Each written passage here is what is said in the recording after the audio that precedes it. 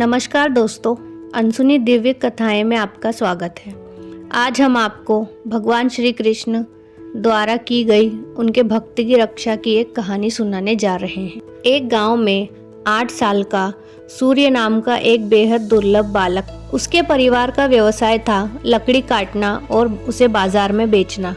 एक दिन सूरज यमुना नदी के किनारे पर लकड़ी काट रहा था। एक पेड़ की सूखी टहनी यमुना नदी की ओर झुकी हुई थी।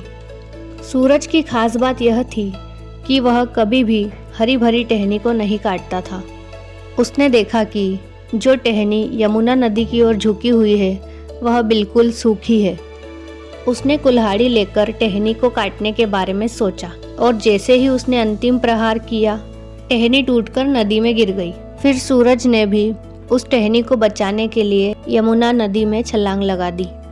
यमुना नदी का बहाव बहुत ही तेज था क्योंकि यह बारिश का मौसम था। सूरज काफी देर तक नदी से बाहर निकलने का प्रयास करता रहा, लेकिन उस धारा में खुद को बहाने से रोक नहीं पाया।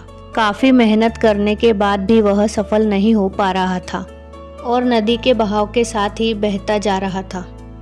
उसने मदद के लिए भगवान श्री कृष्ण को पुकारा। इससे पहले उसने अपने निजी कार्यों के लिए कभी भी श्री कृष्ण को याद नहीं किया था। फिर भगवान कृष्ण भी अपने भक्त की पुकार सुनते ही नदी के किनारे पहुंच गए। उन्होंने देखा कि सूरज बेहोश और अचेत अवस्था में है। उन्होंने सूरज को नदी से बाहर निकाला और नदी के किनारे पर लेटा दिया।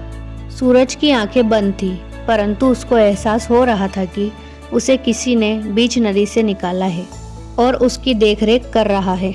जैसे ही सूरज को होश आया तो उसने देखा कि उसके आसपास कोई नहीं है, लेकिन वहां पर एक मोरपंख पड़ा हुआ था। इस मोरपंख को देखकर सूरज समझ गया कि उसके प्रभु श्री कृष्ण ने ही उसकी जान बचाई है।